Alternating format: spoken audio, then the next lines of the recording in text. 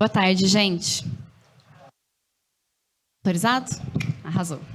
Meu nome é Clarice, eu sou psicóloga e sou professora universitária. Sou uma das coordenadoras da Escola Tamoia de Formação Popular, que é a escola que está, organizando esse evento aqui hoje. Queria falar um pouco sobre a Tamoia, inicialmente, dar alguns informes e aí começar a nossa roda, tá? Bom, a Tamoia é uma escola de formação popular que foi fundada no final de 2016, início de 2017, e é uma escola que se pretende pensar a formação de base, tanto na perspectiva universitária, que é onde a gente está mais hoje, mas também na perspectiva da formação de bairros, da formação, da construção de direitos e da produção de cidadania num território tão desigual quanto o Brasil, né? Então, a gente se fundou em 2017 com uma ideia de que a gente pudesse fazer formações nos bairros sobre economia política, sobre saúde pública. Então, a gente fazia eventos sobre como funciona o SUS, como funcionam os bancos, para pensar um pouco de que maneira a gente poderia, de fato, instrumentalizar a população sobre os seus direitos e sobre as suas formas de luta, né? Durante a pandemia, a gente se virtualizou, como a maior parte dos espaços, de educação, e a gente começou a desenvolver alguns cursos sobre saúde mental, políticas públicas e psicanálise, que é um pouco o forte da escola. Mas a gente também já desenvolveu cursos sobre economia política, sobre história, sobre filosofia, né? O foco é que a gente vá, enquanto escola, se desenvolvendo em diversas áreas para que a gente possa, de fato, quem sabe um dia virar uma universidade operária, né? Pensando aí nas nossas nas necessidades do nosso povo, né? Formar o nosso povo para o que eles de fato precisam e não colocá-los nessas universidades que muitas vezes mais se alinham aos padrões burgueses de funcionamento do conhecimento do que ao que a gente de fato precisa no nosso dia a dia. Então, esse é um pouco o nosso sonho que a gente vai construindo aí aos poucos diariamente, né? A Tamoia, ela tem uma relação com alguns movimentos sociais que estão aqui presentes hoje também. São movimentos de 3 áreas diferentes. O Olga Benário, que é o nosso movimento, é um movimento de mulheres que a gente participa, que aqui em São Paulo realiza ocupações para acolhimento de mulheres em situação de violência. A gente tem uma casa aqui em São Paulo que se chama Casa Laudelina de Campos Melo, que fica no Canindé e que recebe mulheres que sofrem algum tipo de violência econômica, física, psicológica, enfim, as mais diversas.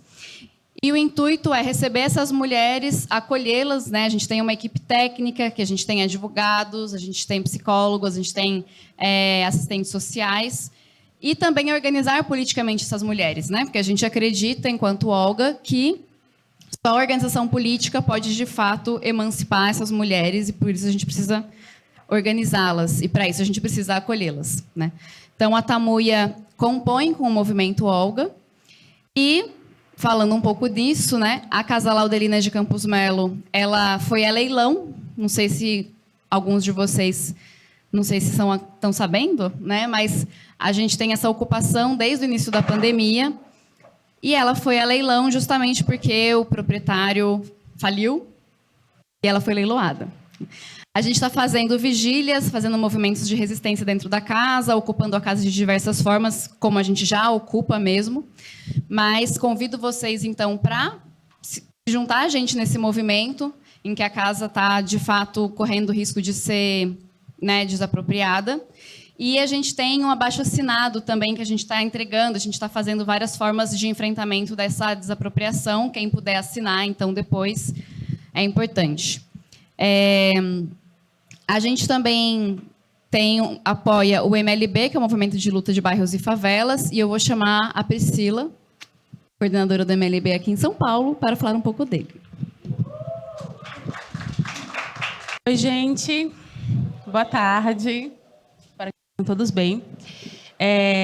Então, sou a Priscila, né, representando aqui o MLB, que é o Movimento de Luta nos Bairros, Vilas e Favelas. Esse movimento ele existe há 25 anos, né? E ele tem uma formação por todo o território nacional. A gente é dividido em 3 grandes blocos, que é núcleos de lutas, que é onde a gente agrupa nossos militantes, núcleos de base e a Escola Liliana Silva, que também é uma escola de formação para as famílias, né?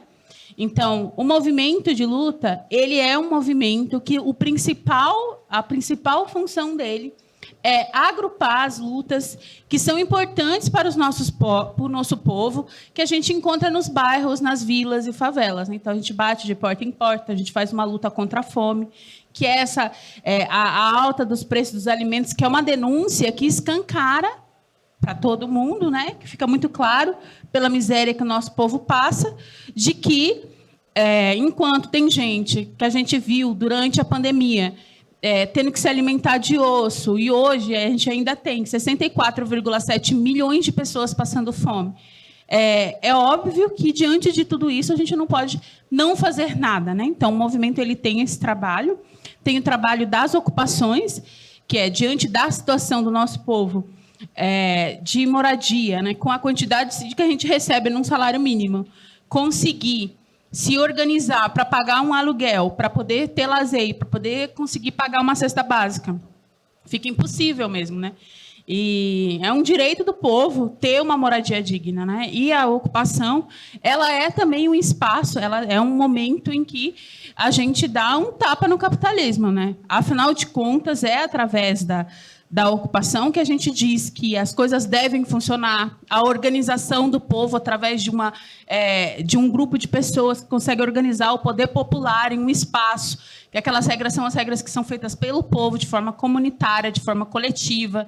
Então, a organização de uma ocupação é uma organização do povo, que é o que a gente precisa para conseguir se manter, né? Para construir um novo tipo de sociedade. É saber organizar as diferentes famílias, as pessoas, as suas diferentes origens, mas origens humildes, né? Porque as pessoas sem teto do MLB são pessoas muito pobres, muito vulneráveis, né? Então, o movimento de luta tem isso e tem essa organização que muitas das pessoas que vêm até a gente são pessoas que não tiveram acesso à educação, portanto, não conseguem ler, né? E as nossas reuniões do MLB, todas iniciam com estudo, geralmente a leitura do jornal. E muitos dos camaradas que hoje são coordenadores do MLB, fazem parte do MLB, aprenderam a ler lendo o jornal A Verdade, né, através das nossas reuniões, com paciência, lendo um parágrafo de cada vez, entendendo o que está faltando ali. E foi assim que foi surgindo a Escola Liliana Silva, que é uma escola de formação política para os militantes, de filosofia, de organização, junto com curso, junto com a Tamuia, e também de alfabetização, de português também para imigrantes, e todo tipo de formação que a gente precisa para continuar na luta, né? É isso.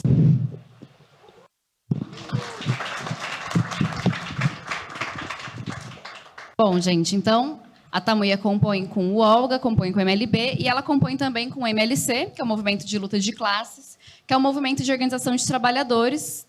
Na fala da Lara, ela pode falar um pouco mais disso, vou deixar isso para ela. Então, a gente se ocupa e se organiza a partir desses 3 movimentos principais. E, nesse sentido, as finanças da escola, tudo que a gente arrecada pela escola, vai para os movimentos sociais. Seja para a gente financiar, custear uma ocupação de mulheres, o que significa isso? Fazer reforma do prédio. Vocês sabem que, quando a gente ocupa espaço, a gente ocupa espaços que estão, sei lá, há 20 anos parados, com vários problemas de estrutura. Então, né, a gente precisa pagar conta de luz, né? A gente precisa de uma construção material desses movimentos. A Tamuia é uma escola que, então, participa da construção material desses movimentos. Nesse sentido, todos os cursos que a gente faz, quando são pagos, são para financiar os movimentos sociais que a gente apoia integralmente, né?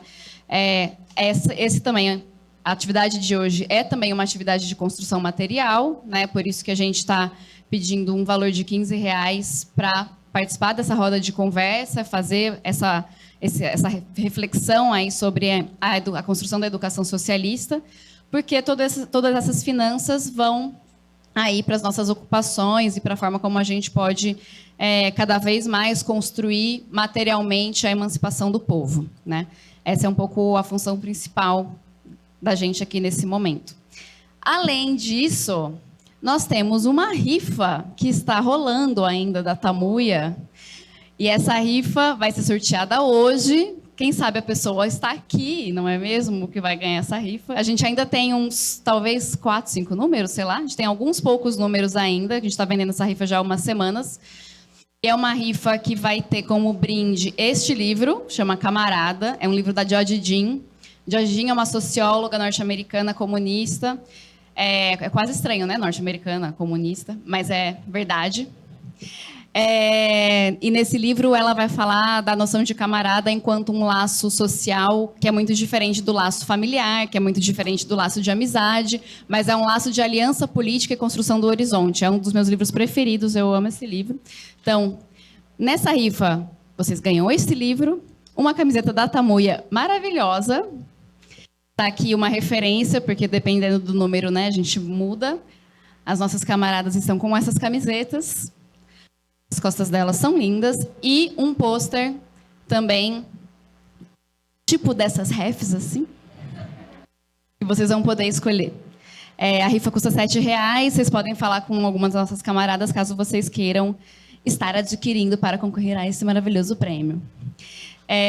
A gente também tem a banquinha das edições Manuel Lisboa, que são as edições também que a gente acompanha dentro dos nossos cursos, que tem vários livros sobre marxismo, tanto brasileiro quanto soviético, né? E de vários outros países. Deixa eu ver se eu deixei alguma coisa de fora aqui. Bom, e eu acho que é basicamente isso. Esses são os informes gerais, né? A nossa relação com os movimentos e o nosso momento atual aqui. E aí, para essa roda de conversa, então, para a gente pensar a construção da sociedade de uma educação socialista, tenho aqui comigo Pedagolítica, da Soberana.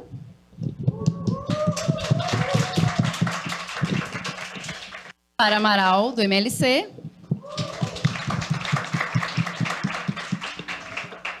E, no final, vou dar uma palhinha sobre a Universidade Operária. Mas a ideia, então, primeiro, eu vou passar para a Pedagolítica, vai ter mais ou menos uns 20 minutos de fala, depois passo para a Lara, depois faço uma amarração e jogo para vocês. Pode ser? Arrasaram, gente. Então, com vocês, Pedagolítica. Boa tarde, todas, todos, todos. Desculpa, minha voz está péssima. Bom, quando chamaram a gente, obrigada, para compor essa mesa, a primeira coisa que eu pensei que faria sentido trazer é a ideia de que a gente não acredita que a educação ela vai mudar o mundo. Não é a educação que vai, enfim, resolver todos os problemas da sociedade capitalista, porque a educação, principalmente enquanto espaço institucional, a escola, ela é um espaço que foi construído para reproduzir a ideologia vigente. Então, a escola no capitalismo, a gente não vai nela mudar o mundo. Mas a educação, enquanto propósito, a gente educar pessoas, com certeza, é uma ferramenta, um instrumento através do qual a gente vai alcançar as condições para lutar pela mudança que todos nós aqui queremos. Desculpa, gente, eu não me apresentei. Eu comecei a falar e esqueci de me apresentar. Eu sou pedagolítica, sou pedagoga, sou uma pessoa membro do Coletivo Soberana. Estou nervosa, não sei se vocês perceberam, já comecei a falar e não me apresentei. Eu trabalho com educação básica, eu sou professora do Ensino Fundamental 1. Eu presido a Frente de Massa de Educadores da Soberana, que é o CESPEM, vou falar um pouquinho mais dele depois. E também atuo em diversas outras frentes na militância, faço conteúdo, sou dona de casa, às vezes eu durmo também. Mas, enfim, agora sim, falando da educação e tendo essa premissa de que ela não é um instrumento de mudar o mundo, a gente não vai trabalhar com essa ideia que eu considero idealista, de que seria através da educação que a gente vai mudar o mundo. A gente entende, sim, que a educação ela tem um papel fundamental na construção de uma realidade que todos nós aqui queremos.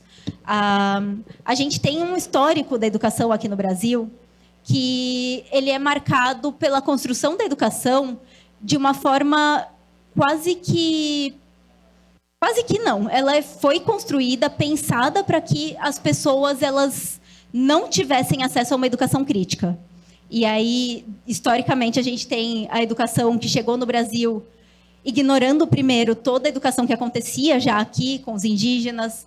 E o primeiro instituto de educação que se deu foi jesuíta, então ele não tinha um viés de formação de sujeitos sociais críticos, ele tinha um viés de doutrinação para uma ideologia que oprimia as pessoas que ele estava formando. E esse viés, ele se perpetuou para a educação sempre que ela foi ofertada para a classe trabalhadora. A gente tem uma educação no Brasil que ela, ao mesmo tempo que ela é tratada como produto, então ela oferece para pessoas que têm como pagar uma formação conteudista, que trabalha conteúdos que foram organizados historicamente pela sociedade, que ela é efetiva nesse sentido de transmitir quando ela é paga. A gente tem uma educação, quando voltada para a classe trabalhadora, que ela é focada em formar trabalhadores que não pensam criticamente, mas que conseguem executar funções para atender às necessidades do capitalismo. Isso se construiu historicamente desde a chegada dos portugueses aqui. Isso vem se intensificando com o avanço do neoliberalismo. E a instituição escolar ela carrega essa característica de não ser um espaço de formação de sujeitos sociais críticos. Ela adoça, né, o aluno que vai se tornar eventualmente um sujeito adulto. Ela faz todo um trabalho de amansamento desse sujeito. E aí o que acontece? A gente tem alguns desses alunos que saem da escola, se tornam professores, e são professores que, desde que se tornam professores, não têm consciência do professor enquanto classe. A gente vive uma realidade na qual o professor ele tem uma dificuldade muito grande de se entender enquanto classe, para além de se entender enquanto trabalhador, porque a gente vem de uma construção da profissão de cuidadores, principalmente mulheres que cuidam de crianças e de que fazem a manutenção daqueles sujeitos que ainda não conseguem se virar sozinhos, para enfim, eventualmente foi reconhecido enquanto profissão, enquanto um trabalho de fato, mas no momento que isso aconteceu, a gente foi construído de uma forma que a consciência da importância do professor na formação do sujeito social, ela foi ficando para trás. E a gente carrega isso até hoje, e junto de um movimento histórico que, quando o professor foi se tornando um profissional, a gente teve um contexto de ditadura, que foi um contexto no qual a esquerda do Brasil foi massacrada. Foram as grandes lideranças de esquerda que a gente tinha foram todas mortas. E nesse mesmo contexto, a gente via o professor surgindo enquanto classe trabalhadora. Então, a gente viveu um cenário no qual esse professor surgiu tendo a ditadura como modelo de organização política. E isso fez com que se tornasse uma classe muito despolitizada, a despeito de ser uma das classes com mais profissionais no Brasil. A gente tem professores que não entendem que são uma classe trabalhadora específica, porque é uma classe que carrega muitas especificidades. A gente tem professores que não entendem a importância da gente se organizar para lutar, não só pela manutenção dos direitos, isso é o mínimo, mas, ultimamente, nem se fala quase da conquista de novos direitos entre os professores. A gente vem sistematicamente perdendo direitos. Eu comecei a dar aula há pouco mais de 10 anos, e de lá para cá foi só para trás, porque foi só perdas e perdas de direitos acontecendo ano após ano. A gente trabalha cada vez mais e a gente ganha cada vez menos. E isso é uma característica de toda a classe trabalhadora. Mas o professor nunca foi reconhecido financeiramente pelo seu trabalho. E cada vez mais difícil. A gente tem uma situação no Rio de Janeiro atual que é um exemplo claro disso. Os professores de lá, o prefeito do Rio de Janeiro, desculpa, ele acabou de ser reeleito com um apoio muito amplo dos professores, e a primeira grande ação política dele foi propor um projeto de lei que faz com que os professores tenham que assumir mais aulas dentro da carga horária, ou seja, eles vão dar muito mais aulas, recebendo o mesmo salário e sem ter tempo de preparo e correção das atividades dadas nessas aulas. Então, na prática, o que acontece? A gente tem uma classe que trabalha muito, que vai ter que trabalhar ainda mais para garantir a manutenção do salário. Então, vai dar, num professor que pega 40 horas semanais, vai ter que dar 26 aulas a mais para garantir a mesma carga horária, sem qualquer benefício atrelado a isso. Então, enquanto a gente está falando, em um âmbito da política brasileira, da redução da jornada de trabalho, porque é algo que a classe trabalhadora precisa, a gente não precisava trabalhar tantas horas quanto trabalhamos em momento nenhum, a gente, ao mesmo tempo, está vivendo uma realidade que a classe entende que precisa diminuir a jornada de trabalho, mas que os governantes, que não governam para os nossos interesses, estão aumentando a quantidade de trabalho para uma classe que está precarizada, que já pauta há muito tempo a questão da saúde mental do trabalhador, porque é uma profissão que a gente vê cada dia mais as pessoas desistindo dela, porque, diferente do que tentam defender por aí, professor não dá aula por amor, a gente também precisa se alimentar, a gente precisa ter o nosso trabalho, que é um trabalho reconhecido. E, enfim, a gente tem um cenário de desmonte da educação enquanto transmissão de conhecimento, e aí a gente pode falar do novo ensino médio, a gente pode falar de muitas questões que atravessam isso, mas a gente tem um cenário no qual a profissão docente está sendo destruída também, o reconhecimento do docente está sendo destruído, então a gente enxerga a necessidade da gente trabalhar a consciência da classe docente enquanto fundamental para a gente falar da construção de uma educação socialista, de uma educação revolucionária. Por quê? Porque a gente vai precisar desse professor consciente do seu papel, consciente da sua condição de classe mesmo, enquanto trabalhador, para que a gente possa discutir questões mais profundas de como a gente vai chegar lá. Na Soberana, a gente tem discutido muito essa questão da organização da classe trabalhadora, porque o trabalho que a gente faz iniciou-se enquanto um trabalho de agitação política na internet. E aí o que a gente percebeu ao longo desses anos que a gente tem atuado nessa frente de agitação política na internet é que as pessoas elas enxergam o problema, elas enxergam que elas precisam fazer algo para se posicionar diante daquele problema, mas elas não sabem o que fazer. E aí, diante disso, a gente entendeu que também cabia a gente propor formas de organização da classe trabalhadora.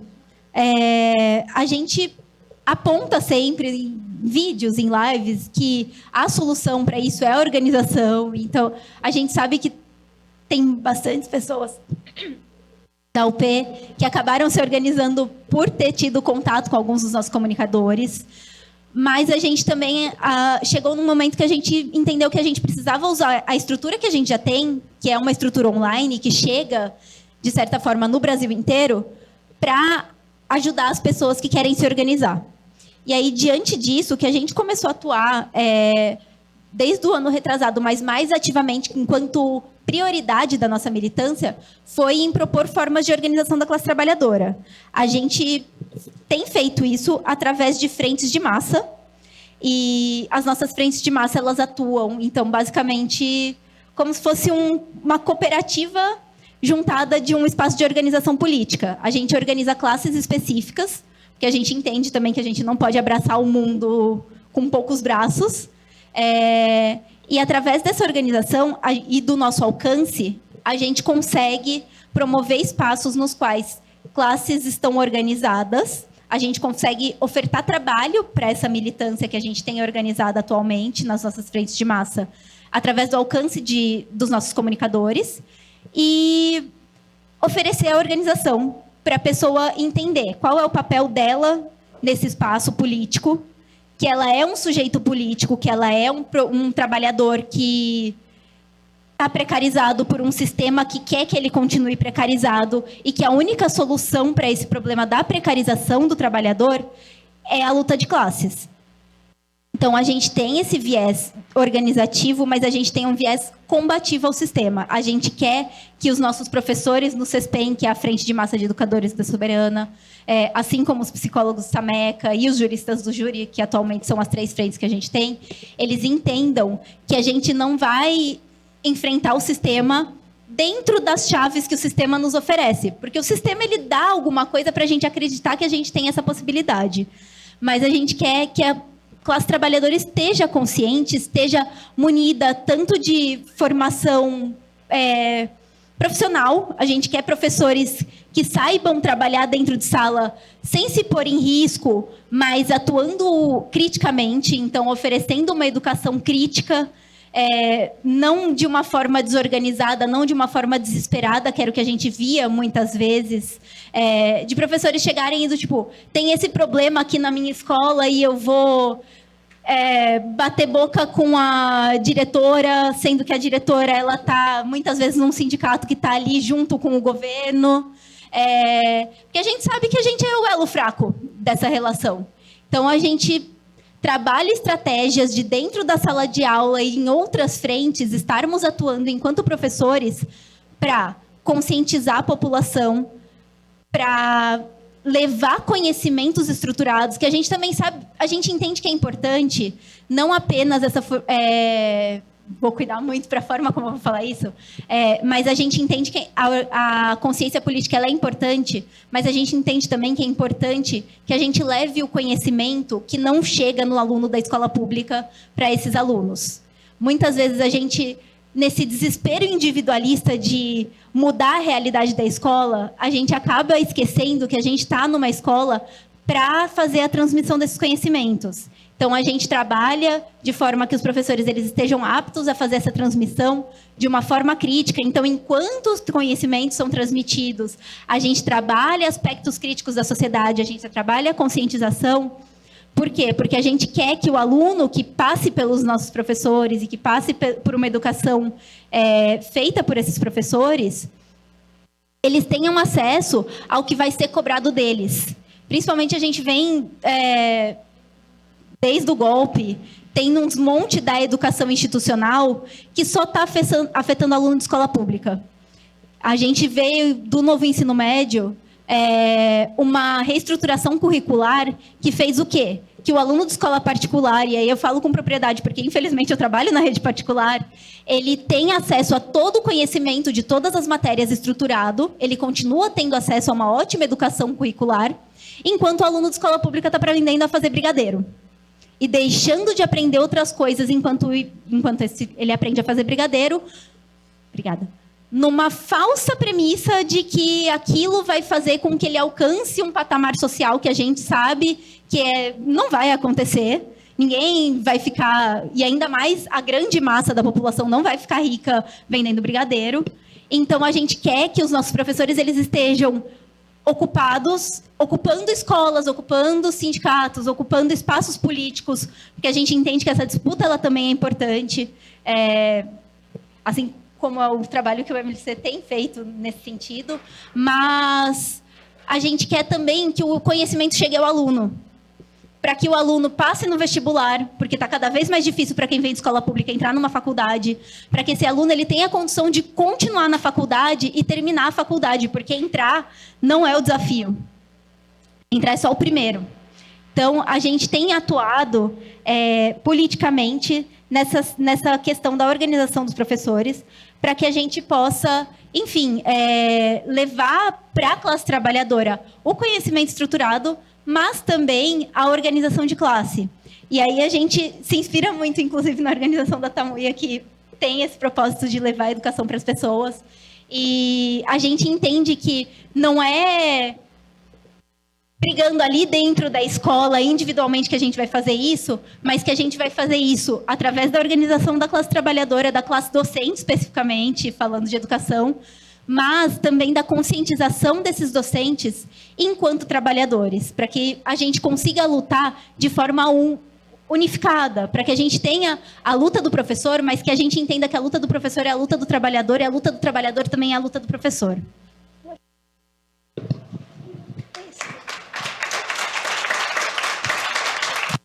Obrigada, Pedagolítica. Sem mais delongas, passarei para a Lara. Boa tarde, companheiros, companheiras, todo mundo que está por aqui. Estou muito animada, assim, já com essa atividade, né, fazer essa roda de conversa aqui com vocês. Antes, assim, de eu me apresentar, quem aqui mesmo é da educação, seja professor, né, ou trabalha, às vezes, na assistência social? Olha, bastante, até estava achando que não teria tanta gente assim da educação. Legal. Bom, primeiro me apresentar, meu nome é Lara, eu sou professora da rede estadual, aqui na cidade mesmo, aqui em São Paulo. Faço parte do movimento Luta de Classes, então vou falar mais para frente, né, um pouco do nosso trabalho do MLC, do MLC Professores por aqui, como que a gente tem atuado no nosso sindicato, né, na POSP. E quero um pouco assim falar dessa parte da apresentação, um pouquinho assim da minha trajetória, né? Porque o que fez eu me radicalizar, eu me organizar, foi pela parte da educação. Então, eu lembro que quando eu comecei a dar aulas no Estado, né? E como categoria O, aliás, eu sou hoje ainda categoria O, né? Que inclusive daqui a algumas semanas meu contrato vai ser extinto, né? Porque é assim que eles fazem, né? Como já adiantaram aqui. A precarização da educação, seu contrato é por 3 anos, acabou esse tempo, você é chutado para fora, né? Perde o seu contrato, tem que ficar numa quarentena e depois só, se você conseguir abrir um outro contrato, aí você consegue assumir essas aulas. Senão, sabe-se lá quando você vai voltar a trabalhar. E fora, quando você abre um contrato, você fica 1 ou 2 meses, pelo menos, sem receber. Aí, quando você recebe tudo de uma vez, com um monte de descontos, enfim, né? Acho que se eu for parar aqui só para falar desses problemas, vão chegar para mim e vão falar, olha, a gente tem tempo para terminar essa atividade, viu? Porque é uma luta muito grande, né? Desculpa. Então, muitas dificuldades, assim, da nossa categoria, né? Então, eu comecei a me organizar, né? Porque eu percebi que a educação, eu sozinha, enquanto professora, lá na sala de aula, com toda a minha vontade, preparando minhas aulinhas, e as minhas aulinhas de química, né? Eu sou professora de química, ciências também, né? E eu comecei a perceber, eu falei assim, sozinha, a gente não vai mudar essa realidade. Porque esse sistema onde a gente vive, ele esmaga a gente, como um rolo compressor mesmo. Você chega para dar aula, eu lembro até hoje, a primeira vez que eu fui assumir uma turma do noturno, a professora tinha aposentado, assumi as aulas, aí eu levei um texto para a sala, cheguei para o menino e falou, fulano, lê para mim, por favor, né? Vamos fazer uma leitura coletiva. O menino fez uma cara que eu achei estranho, né? Até que chegaram assim, me cutucaram, professor, ele não sabe ler. E era o 3º ano do ensino médio. Então, olha como era essa situação, né? Então, chegar para dar aula no 3º ano do ensino médio, um aluno não era alfabetizado, né? Então, assim, são muitos desafios e que sozinha nas minhas aulinhas eu não ia. Ninguém vai conseguir sair dessa situação. Aí eu me lembro, né, que eu via essa necessidade do sindicato também, tanto pelo aparato jurídico quanto de organização, né? Fui atrás do sindicato, mas também o sindicato tem suas dificuldades, né? Acho que hoje, assim, é difícil você pensar assim, um sindicato que a gente conheça que seja combativo mesmo, que defenda com unhas e dentes uma greve, né? E não foi isso que eu vi também. Aí eu conheci o MLC, conheci a UP depois, né? E me filiei, enfim. E agora, né? Tô tocando esse trabalho aqui do MLC. E falando um pouco, né, do movimento Luta de Classes, assim, que a gente faz, né? Quais são as nossas grandes defesas, né? A gente está fazendo muito, assim, principalmente aqui no estado de São Paulo, né, contra as privatizações, incluindo as privatizações das escolas, né? Inclusive, a escola onde eu trabalho, que faz parte da diretoria Leste 5, está na mira de privatização, que eles querem fazer. Eles primeiro falam que é só a manutenção da escola, né? Eu vi assim, eu estava dando aula, eu olhei para a lousa, estava um número de série anotado assim no cantinho da lousa, ou seja, eles estão leiloando tudo mesmo, tudo que é do prédio. E mais para frente é a gestão, né? Pessoal da direção, coordenação, vice-direção, né? E tanto do pessoal da secretaria, do quadro de apoio, né? Que a gente chama de inspetores, entre aspas, são os agentes de organização.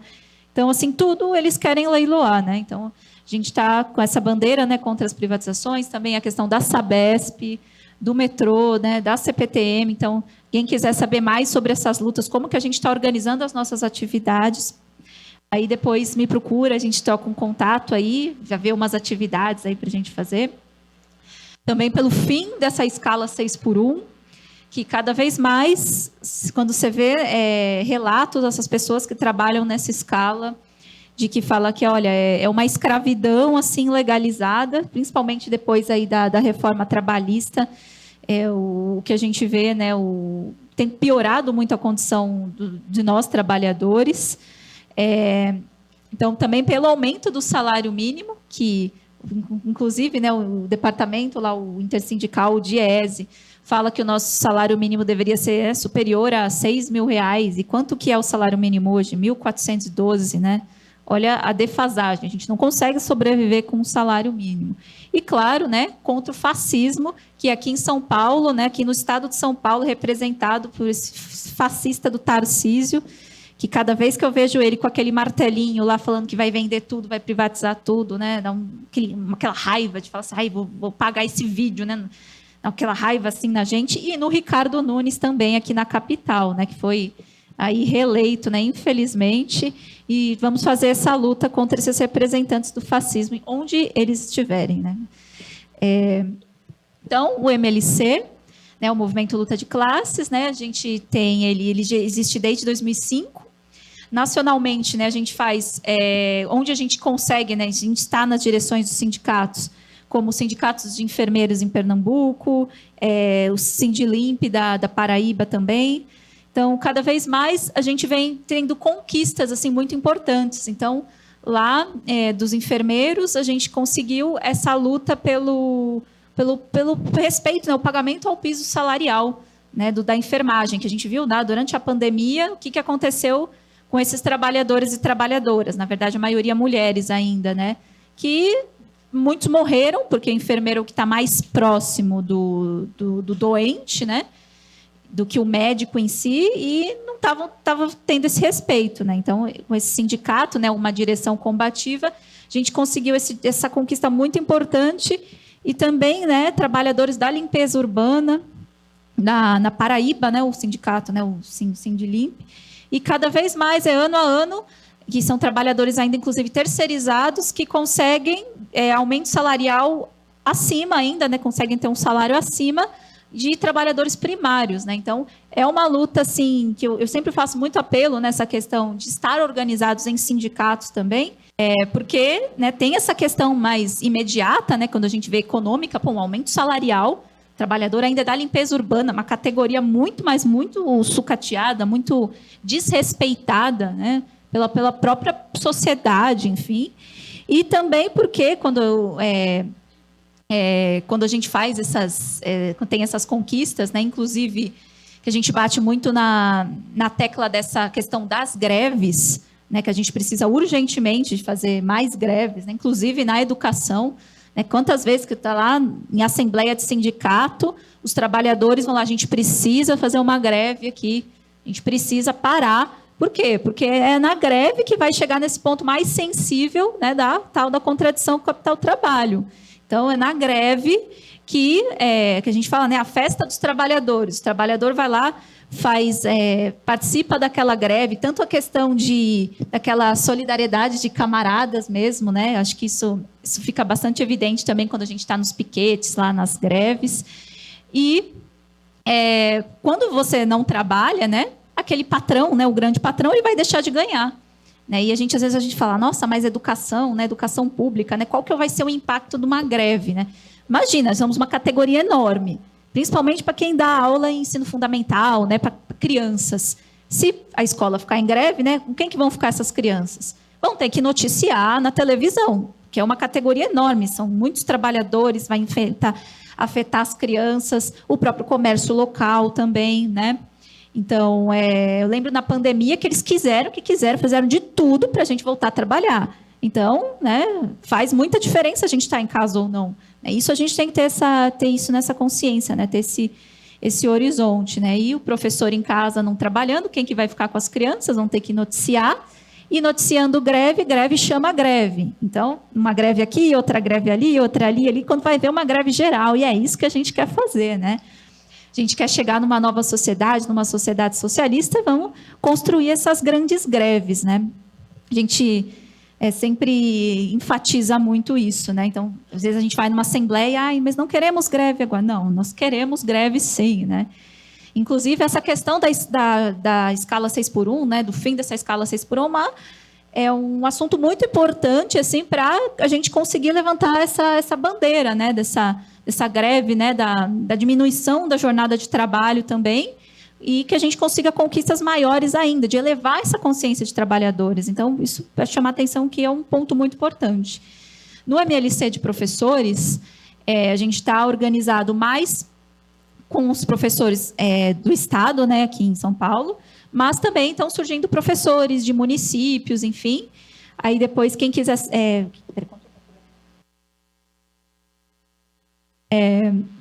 conhecer mais também os nossos núcleos, eu coordeno um núcleo aqui na Zona Leste, com professores, né, que são mais da região próxima da Vila Prudente, né? Então, quem quiser conhecer a gente, né, mais o nosso trabalho. Eu também represento a CIPA, daqui da região da Leste 5, né? Para quem não sabe o que é CIPA, acho que quem é operário deve saber o que é CIPA, realmente, né? Que é, na educação é uma coisa nova, eu fui descobrir quando virei cipeira, né? Que eu não sabia que era uma CIPA, que é uma comissão interna de prevenção de acidentes e assédios. Então, se a gente quer da educação, né, passa por muitas situações de assédio, e até pelas questões de trabalho que estão acabando com a nossa categoria, é muito importante que a gente esteja nesses espaços também para fazer esse enfrentamento. Então, a gente tem algumas representações na POSP, né? Temos conselheiros a nível regional também, temos alguns cipeiros também, ainda mais porque, né, a gente pensa, né, nessa questão da saúde do trabalhador mesmo. Então, a gente vê dados hoje eu saí de uma reunião hoje de manhã, de dados assim horrorosos que falam dessa saúde de trabalhador. Isso só dos professores, né, que a gente viu professores concursados. Então, tem uma subnotificação dos professores que não são concursados. Então, são professores que têm muitos afastamentos, principalmente por questão, como é que eles falam, né? Doença infecto-contagiosa, está contando muito. A que mais tem afastamento é por doenças, como é que fala? Questões psicológicas, né? Esses afastamentos de saúde mental. Então, quem é professor e nunca viu um colega ter um surto, fala assim, você vai ver logo, logo, né? Porque isso está cada vez mais comum e a gente não pode fazer com que essa situação, né, isso se naturalize, né? Já está se naturalizando. Tipo, você é professor, você vai surtar, você vai envelhecer muito mal, você nem vai aposentar, né? Então, já é a gente precisa ir na contramão dessa perspectiva derrotista, assim, né? E questão de assédio também, acho que depois, quando a gente fizer a roda de conversa mesmo, para falar sobre o novo ensino médio, né? Essas novidades aí que são um braço, né, da privatização, que tem esses, como é que fala? As plataformizações no ensino, a tecnologia está adoecendo muito a gente. Então, hoje você é professor, chegam para você e falam, você vai ter que cumprir uma meta de plataformas. Então, é um assédio em cima da gente com o cumprimento de uma meta que é, assim, inimaginável. Olha, tem que fazer tantas atividades, os alunos têm que acertar tantos, professor. Quer dizer, não interessa se você está ensinando a matemática para eles. Olha, eles estão aprendendo, então, não, isso pouco interessa. Se os alunos gostam de você, não. O interessante, professor, é que você consiga cumprir lá o verdinho, né? Que conste lá no BI, que eles chamam, né? Que é no acesso lá que a Secretaria de Educação tem, que a escola esteja cumprindo esse acesso, inclusive com presença de alunos. E eu tenho relatos de escolas que, inclusive, estão falseando dados para conseguir chegar nesses resultados assim, estão maquiando os resultados.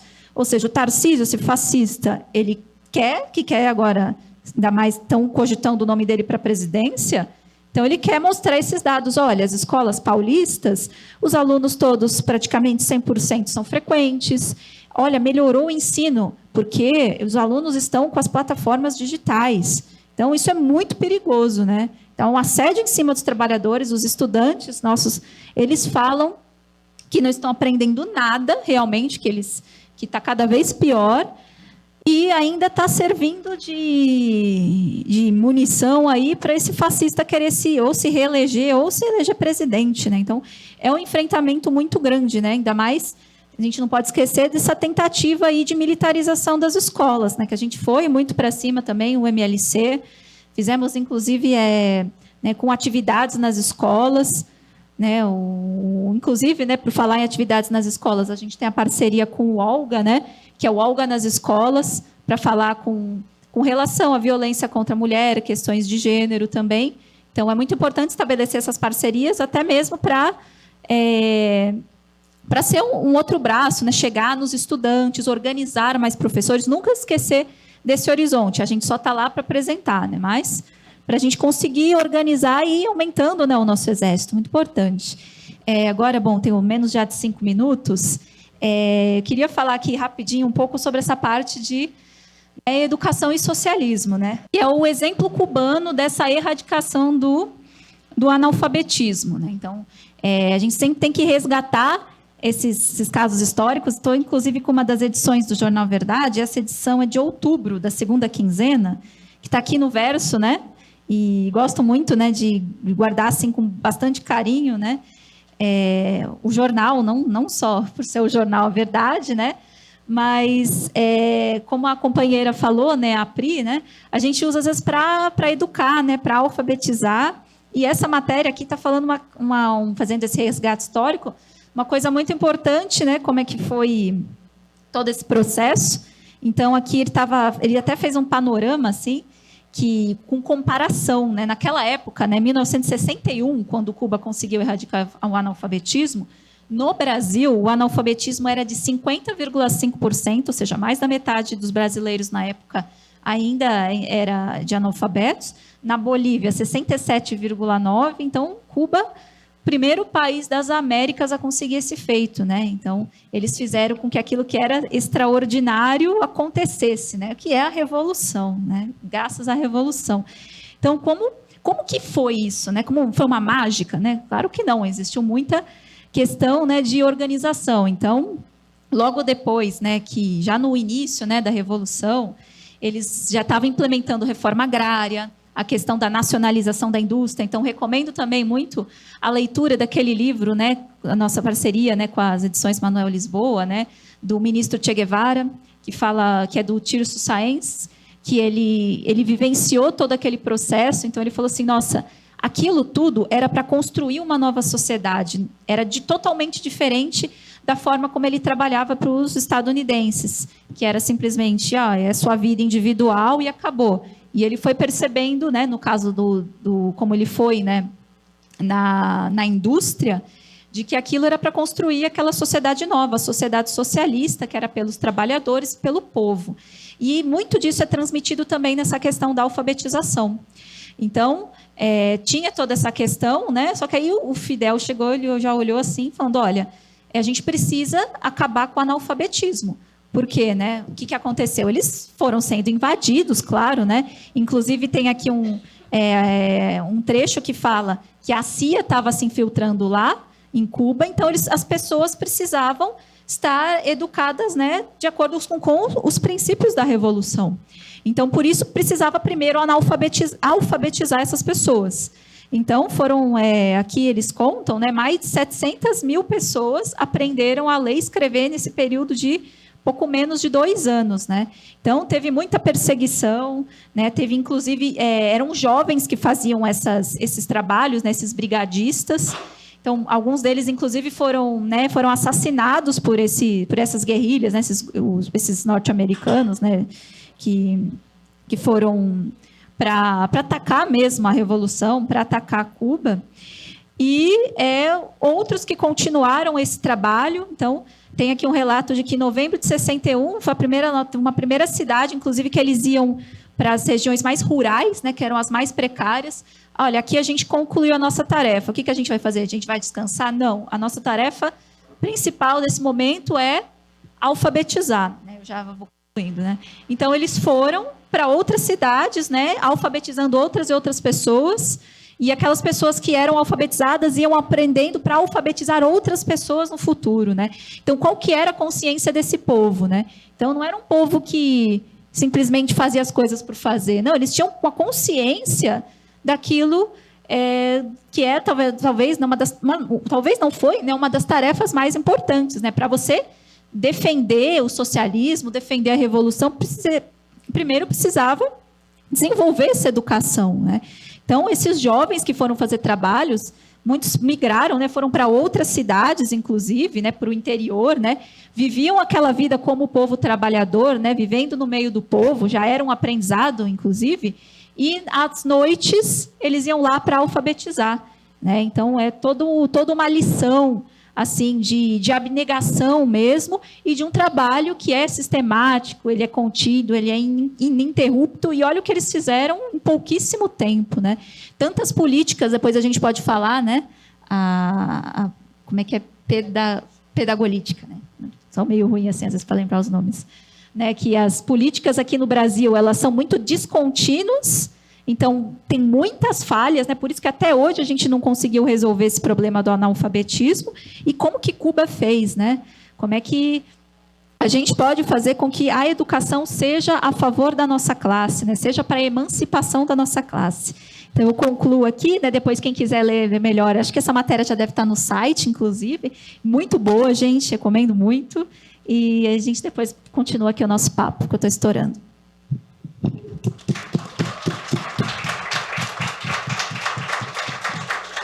Bom, gente, eu não vou me alongar muito. Acho que estou bastante contemplada pelas falas aqui das camaradas na mesa. Fico pensando em algumas coisas, assim, né? Eu estava lembrando de um texto da Krupskaya, né? Que foi uma educadora revolucionária, que se chama A Questão da Educação Comunista. E eu gosto muito desse texto, porque esse texto fala que a educação, ela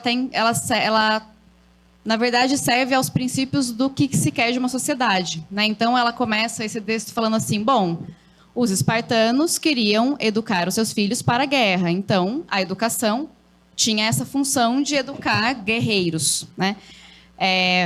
Os atenienses tinham uma educação voltada para as mais altas camadas da sociedade, para os homens, e para as mulheres, uma educação que restringia a sua liberdade, que a colocava em outro lugar.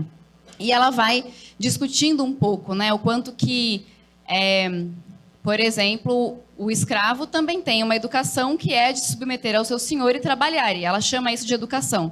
Então, eu acho muito curioso que ela vai trabalhando nesse texto que a educação, ela serve aos princípios de uma sociedade, né?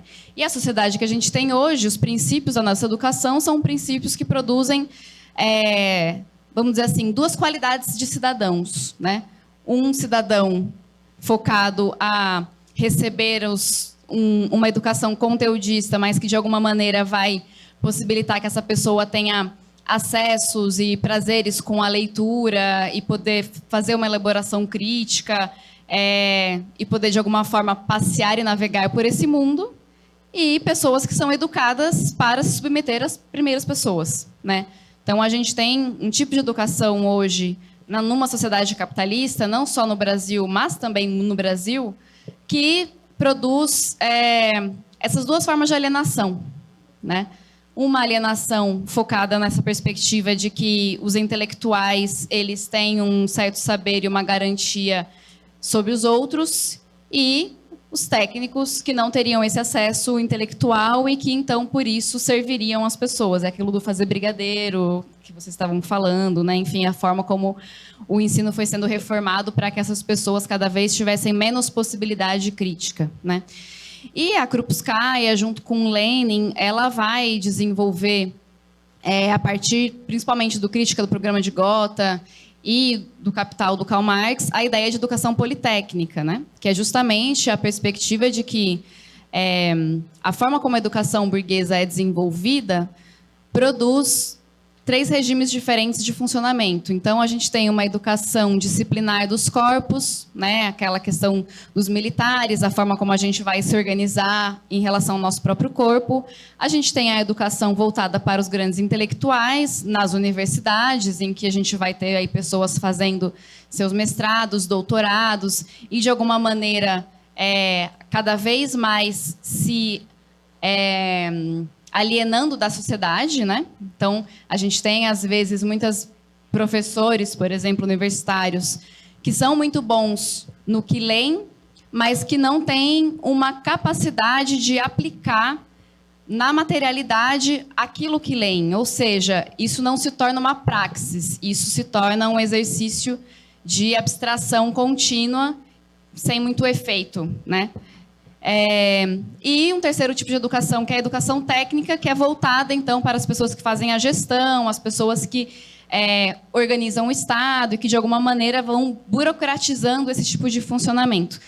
O Marx, ele vai dizer que a gente, de alguma forma, quando a gente divide a educação nesses 3 eixos, a gente está produzindo 3 formas diferentes de alienação, porque as pessoas elas estão se tornando especialistas em algum desses registros, e isso faz com que elas não tenham noção da correlação entre eles. Um intelectual não faz nada sem um técnico não faz nada, né? Só que a gente vai se apartando desse tipo de funcionamento, isso vai fazendo com que a gente não consiga compreender o valor do trabalho. Isso é uma forma de fazer com que o nosso trabalho fique cada vez mais alienado e a gente não consiga, vamos dizer assim, nos reapropriar do valor do trabalho que nos é expropriado por essa sociedade, né?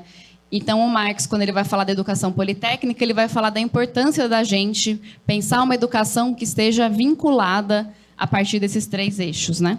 A Krupskaya vai defender que a forma da gente articular esses 3 eixos é a partir do trabalho, né? Então, uma educação para a classe trabalhadora é uma educação atravessada pelo trabalho, no sentido de que, por exemplo, na União Soviética, o que eles faziam com a educação infantil, por exemplo, era falar para as crianças, olha, então a gente vai hoje conhecer esse museu aqui para saber da história, e junto com a história a gente vai pensar os princípios de economia, e junto com os princípios de economia a gente vai falar sobre esses efeitos, e aí a gente vai nas fábricas. Então, é uma educação atravessada pela materialidade da experiência de trabalho que vai fazendo com que uma pessoa tenha uma capacidade generalista de análise. E isso, depois de um tempo, pode produzir uma especialização, porque você vai precisar se especializar em alguma área. Mas todos os trabalhadores precisam ter uma formação que dê garantias de que eles vão conseguir criticamente fazer uma análise política da sociedade, né? E eu acho que a Tamuya é uma escola que se propõe a pensar as diversas frentes de educação a partir daí, né? Hoje a gente tem mais desenvolvido o trabalho da psicanálise proletária, que é o curso que a gente formou já há uns 2 anos atrás, mas a gente também tem a pegada de pensar a relação com a história, a relação com a economia. A gente está pensando em fazer um curso de marxismo para químicos. Então, a gente está aí pensando tendo algumas ideias, né? Mas acho que o que fica para mim dessa conversa também com a gente, para eu já passar o microfone para vocês, é que não se faz nada na teoria sem as condições materiais para os trabalhadores exercerem isso, né? Na área da saúde isso é muito comum. Então, tipo, a gente vê, por exemplo, psicólogos nas unidades de saúde desenvolvendo trabalhos super interessantes com a população, mas eles não têm tempo para sentar, escrever, teorizar e transmitir todas aquelas experiências que eles estão vivendo. E isso vai produzindo formas de alienação na relação com a universidade, porque a universidade fica falando coisas que as pessoas não vivem e as pessoas ficam vivendo coisas que elas não conseguem entender o que a universidade está dizendo, né? Então, a necessidade da gente, de fato, se organizar enquanto trabalhadores e organizar a nossa luta para que a gente, de fato, possa construir um conhecimento científico que embase as nossas condições e faça com que a gente, se emancipe e produza um horizonte revolucionário, tudo isso depende da gente pensar uma educação menos alienada. Acho que é isso. Acho que eu vou abrir para vocês, para a gente poder conversar um pouco, trocar uma ideia. São umas 10:05, a gente vai ter discotecagem depois, com um super DJ, Lucas Marcelino.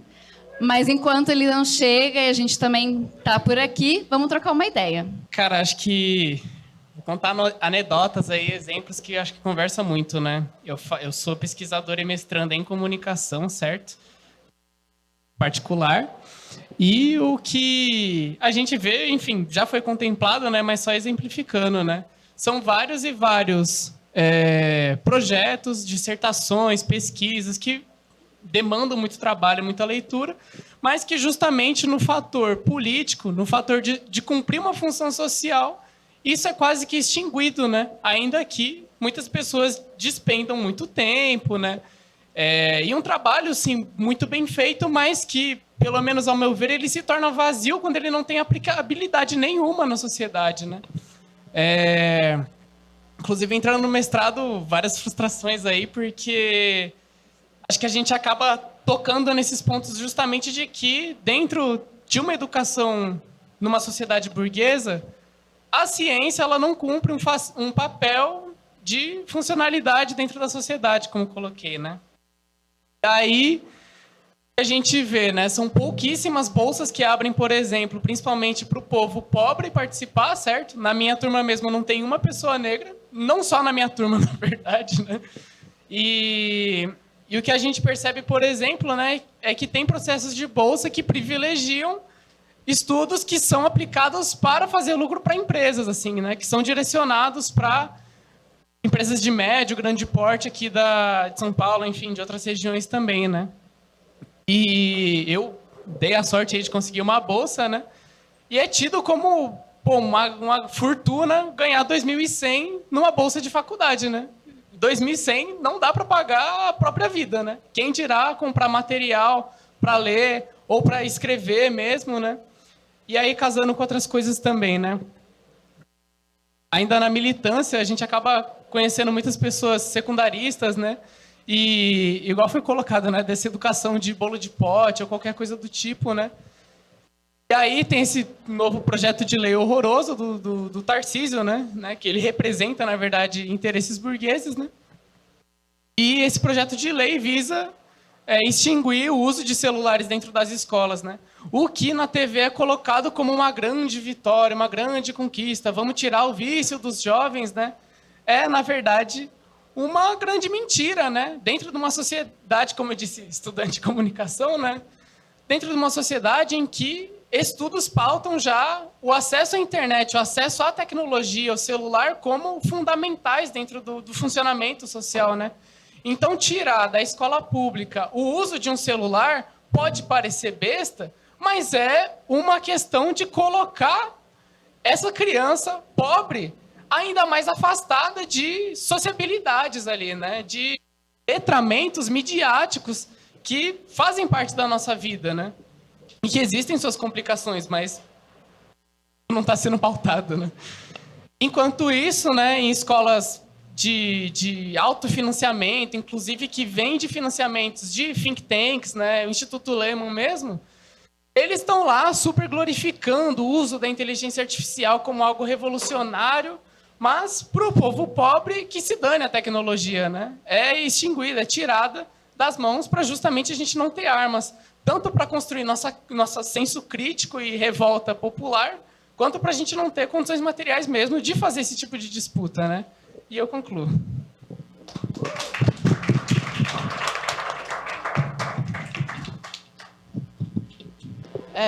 Eu curti bastante a fala do... Porque contempla muito do que eu estou vivendo atualmente, né? Eu sou graduando, estou na faculdade, estou nesse espaço, né?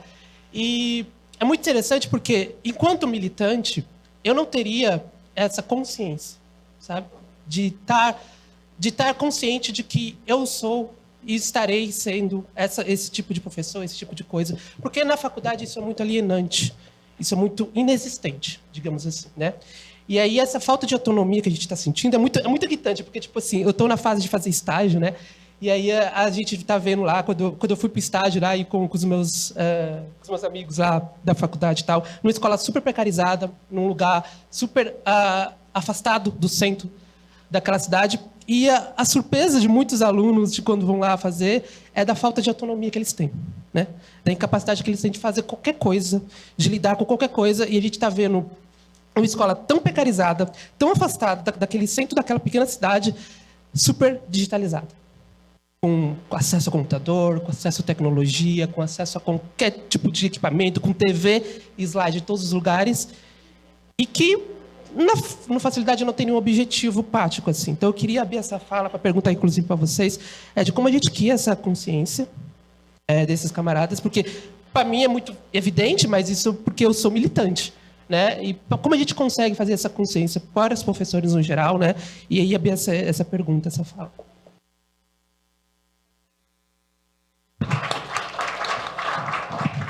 Quem é o próximo? Próxima. Companheira, se inscrever, por favor, hein? Bom, boa tarde a todas, todes. Meu nome é Márcia, eu sou lá de Santo André. Construo a Unidade Popular e o MLC lá. Não sou da área de educação, sou da área da saúde. Mas, assim, queria agradecer essa atividade. Eu vim aqui para beber mesmo da fonte, porque a gente está numa luta lá com a tentativa de organizar os professores e professoras, os trabalhadores da educação. Porque é isso, esse projeto ele não é um projeto local, ele é um projeto nacional, de sucateamento, de precarização, né? Eu acho que o histórico que você traz é super importante para a gente. Nossa, me deu uma baita luz, assim, eu falei, caramba. Porque assusta, né, nesse primeiro momento, você começar a tentar trazer, né, a categoria para discutir, e é muito difícil. Mas lá está acontecendo uma situação que é isso, o governo novo, eles já estão implantando, já estão num processo de privatização. Está muito nítido, assim, e as pessoas estão entendendo, mas não sabem como se organizar, né? A pauta econômica chama a categoria, sempre chamou, e a grande dificuldade, acho que o grande lance é como é que a gente pega a pauta econômica e avança na pauta política, né? Então, acho que esse é um ponto que eu queria que vocês pudessem falar um pouco mais. Queria dizer, também sou cipeira, eu acho que isso é importante. Eu acho que é importante estarmos nesses espaços institucionais, mas como comunistas a gente sabe que não serão através deles que nós vamos mudar alguma coisa, porque eles estão aparelhados. Mas o fato de comunistas estarem nesses espaços, ocuparem esses espaços e levarem o debate, isso faz muita diferença. E lá o MLC pautou o sindicato, na verdade, que não estava fazendo nada, e com a nossa ação o sindicato tentou fazer alguma coisa, mas, na verdade, já amorteceu, né? Eles já falaram para a categoria que era melhor aceitar a proposta do governo. Só que nós estamos nesse momento, né? E o momento a categoria está revoltadíssima, né? Porque como é que o sindicato fala para a gente ficar quieto? E o MLC está chamando uma reunião, e sexta-feira nós vamos ter uma reunião aberta do MLC, e aí eu falei, nossa, então hoje seria o momento mesmo da gente, de eu vir aqui para a gente poder ouvir um pouco mais, enfim. Mas eu queria ouvir um pouco mais sobre isso, como é que a gente consegue avançar, né? Sair da pauta econômica para a pauta política. Queria ouvir também um pouco da companheira do MLC. Eu tenho visto lá em Santo André, o MLC tem pautado o sindicato, e isso causa desconfortos, né? Mas nós somos um movimento luta de classe, que é uma corrente sindical. Nós não somos sindicato. Queremos sindicato? Queremos. Vamos disputar de novo? Vamos. Por 44 votos nós não conseguimos na última eleição, mas foram só 44 numa categoria. E nós vamos disputar. Mas a gente pauta, só que tem esses milindres, né? Eu queria ouvir um pouco como é que é isso, a relação do MLC aqui com o sindicato. E, por fim, concluir, falar um pouco da EJA, que é abandonada, e eu acho que tem tudo a ver com esse projeto, né? A EJA é extremamente importante, educação de jovens e adultos, e que é precarizada, vem sendo precarizada, e aqui o Estado de São Paulo vai fechar a sala de EJA, Santo André vai fechar a sala de EJA, porque isso, acho que a gente avançar, porque isso acho que também vai me ajudar no debate lá com os professores. Obrigada.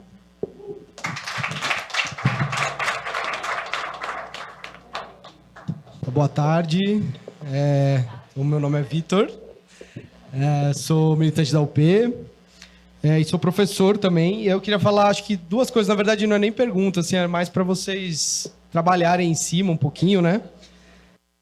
A primeira é que, como o camarada falou, acho que tem e vocês também, né, falaram, essa coisa descolada, né, da universidade com a prática, né, do ensino. E acho que é uma coisa para acho que todo mundo que se formou, seja em pedagogia ou em alguma licenciatura, tem essa experiência de, eu fiz a faculdade, aí eu chego para dar aula e aí é tipo outra parada, assim, tipo, você muitas vezes não vai usar nada que você aprendeu na faculdade, assim. Então acho que e na época que eu fiz a faculdade, eu não tinha essas ferramentas, né, de perceber isso, que, na verdade, os cursos acadêmicos trabalham no idealismo ali, né? No idealismo baseado em autores que, muitas vezes, tiveram a prática, né? Mas a prática não é feita aqui, né? Então, a prática conectada com a produção de conhecimento, né? E aí a outra parada que eu queria falar também, queria que vocês comentassem um pouquinho, uma percepção que eu venho tendo. Então, assim, ela não é baseada em dados, assim, né? Mas é baseada em numa análise, digamos assim, de coisas que eu tenho percebido, assim, né? No ensino, eu sou professor do ensino privado também, né? Uma camarada. E uma coisa que eu venho percebendo talvez na última década, não sei,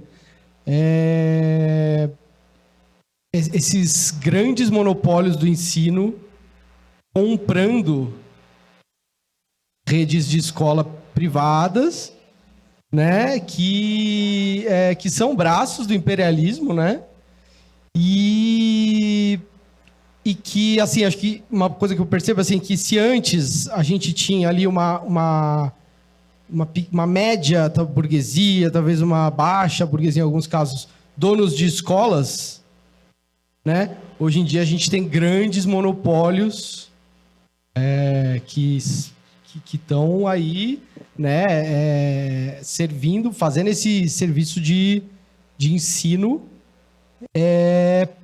para ali uma classe média, às vezes uma classe média baixa, né, que a gente sabe que é trabalhador também. Às vezes ali o pobre premium, né, que a gente chama, né? Tipo assim, ali uma pequena burguesia, o filho do pequeno burguês ali e tal. E como isso afeta, né? Porque, como bem vocês disseram, né, é isso, né? A educação de um sistema, ela é feita para formar os que vão reproduzir esse próprio sistema, né?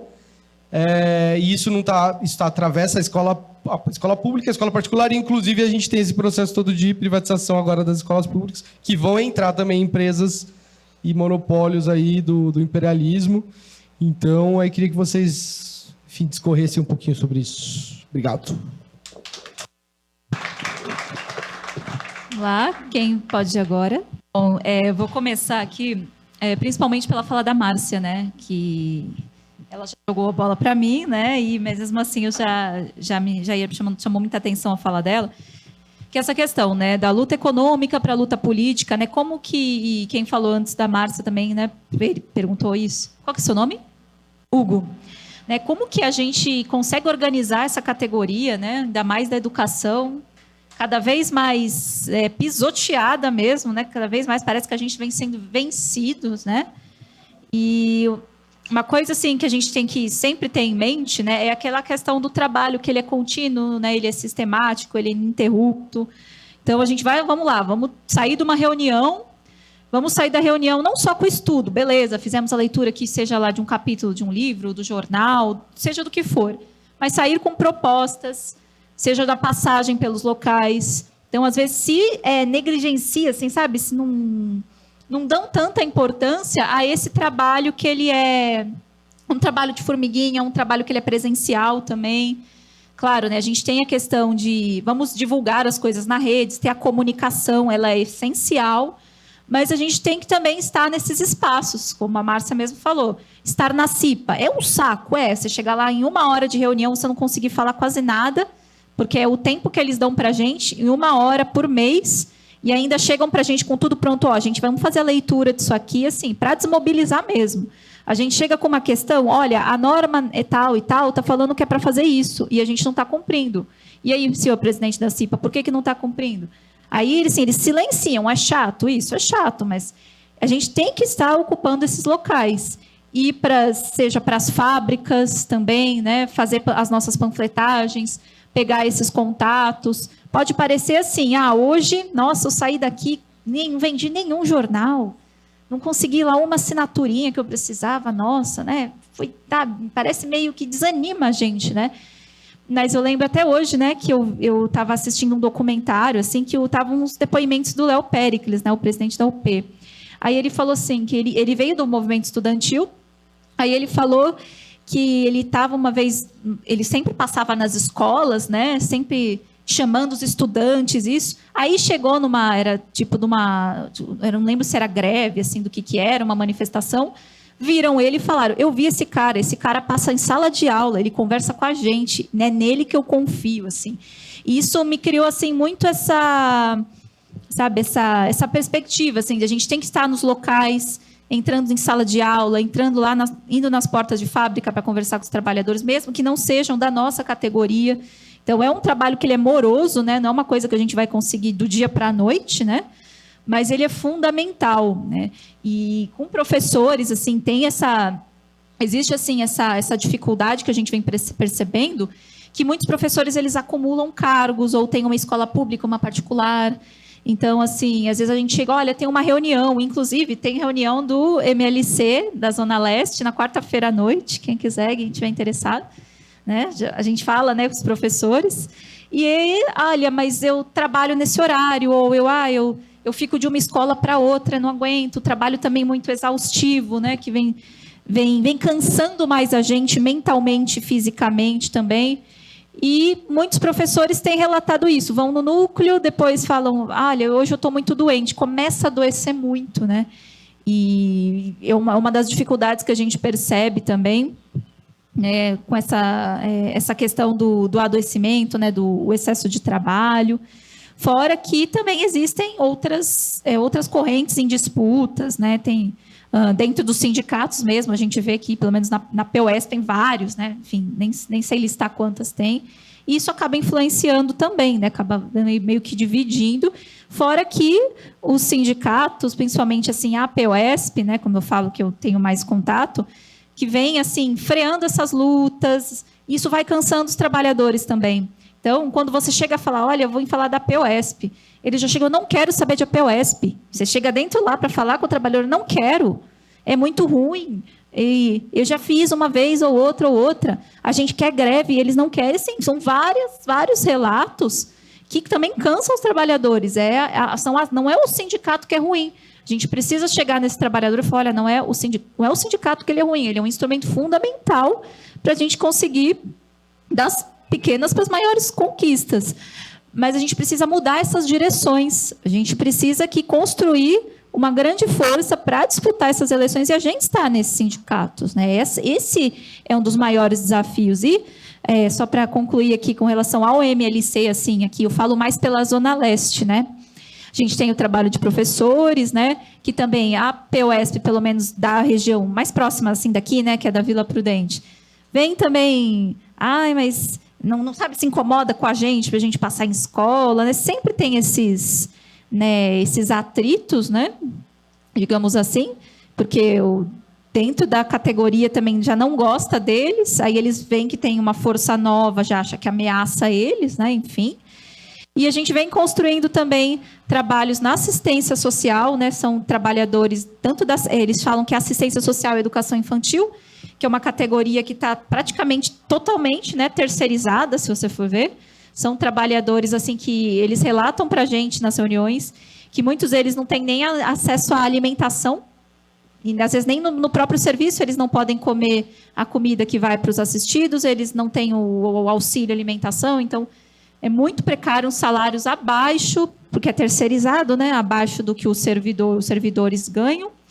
E a gente vem construindo também essa luta para também denunciar a falta de transparência do caso do sindicato que apresenta eles, né, que é o Sintraenfa, que muitos sindicatos, assim, eles querem continuar nas gestões, né, enfim, querem continuar com os cargos deles e também não mobilizam os trabalhadores, né? Então, uma das lutas que a gente está fazendo agora é coletar essas assinaturas, protocolar aí com esse sindicato. E também tem a questão, como são terceirizados, tem as OSCs, né? São essas antigas ONGs, né? Que fazem os trabalhos.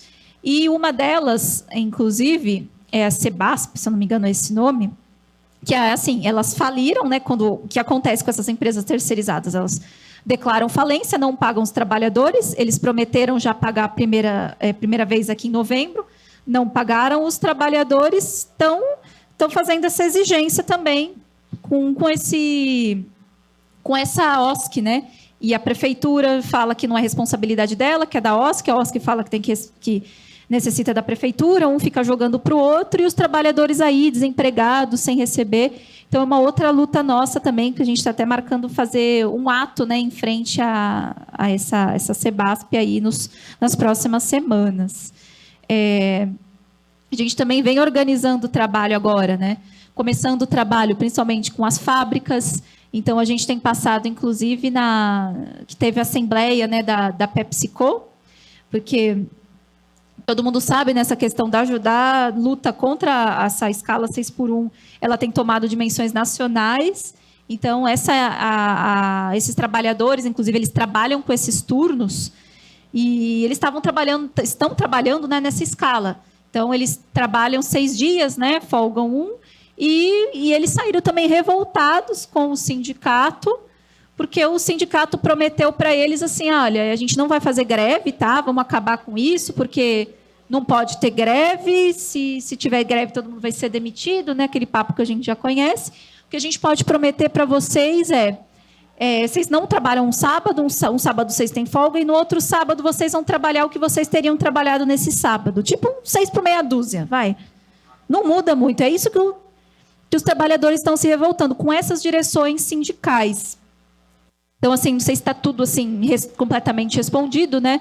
Mas assim, a gente tem mais dos trabalhos que eu conheço pela Zona Leste, não tenho tanto conhecimento assim das outras regiões, mas são as nossas lutas, né? Passar, enfim, nesses locais, né? Chamar as pessoas para participar das atividades também, que é educação também. A gente aprende, mesmo que seja ir para numa assembleia e você sair lá revoltado, você sai de lá aprendendo, assim, não é para desanimar, não, pegar contato, ver aquela pessoa que está muito revoltada, né? E bora organizar. Eu só queria complementar a fala da camarada, que foi muito ao ponto, voltando no assunto do EJA, que foi uma coisa que surgiu na fala. A gente, por muitas vezes, por conta de como a política é posta no Brasil, a gente acaba perdendo a perspectiva de que certas coisas que a gente tem atualmente garantidas como direito foram conquistas da classe trabalhadora. Enfim, minha mãe foi uma pessoa que foi alfabetizada depois de mim. E ela foi alfabetizada graças à EJA. Então, para mim, é uma coisa que é muito latente. Foi uma coisa muito presente na minha vida o momento em que surgiu essa política que obrigava o governo a oferecer educação para pessoas adultas que, por qualquer motivo, não tinham sido alfabetizadas. Eu tenho enfim, não na minha casa literalmente, mas na minha família, um exemplo do motivo pelo qual a EJA precisa existir. Eu tenho um exemplo do motivo pelo qual esse tipo de política é importante. O que a gente precisa, quando a gente trata dessas questões, é lembrar as pessoas disso. É lembrar que na década de 90, no começo da década de 90, no final da década de 80, educação para adulto que não tinha sido alfabetizado não era nenhuma pauta sequer, quanto mais um direito. Então, quando a gente fala disso para os professores, para além de a gente falar da questão do... Porque eu sou completamente contra o discurso de que a gente educa por amor. Mas a gente tem, sim, um compromisso quando a gente se torna educador. A gente tem um compromisso de transmitir aqueles conhecimentos para as pessoas. E, para além de a gente ter assumido um compromisso que envolve educar pessoas que, por qualquer motivo da vida delas, elas não tiveram acesso à educação quando elas deveriam ter tido, a gente tem um compromisso de fazer a manutenção desses direitos. Na sua fala, você falou da questão econômica, né? De tipo que isso só incomoda o professor quando mexe no bolso. O fechamento de 200 turmas de EJA em São Paulo é o fechamento de mais de 1.000 vagas de emprego, porque as turmas de EJA têm professores atuando nessas turmas. Se essas turmas deixam de existir, o professor está deixando de ter vaga de emprego. Então, pode ser que não me afete hoje, pode ser que não afete a pessoa que não está ligando muito para essa pauta hoje, mas a redução de vaga de trabalho é uma realidade do nosso trabalho. Então, quando a gente vai falar dessa questão para o professor, a gente precisa também mostrar que, para além de ser uma quebra no compromisso que ele assumiu quando ele se tornou educador, isso é uma ameaça ao direito de trabalho dele. Porque na nossa Constituição diz que ter um trabalho é nosso direito.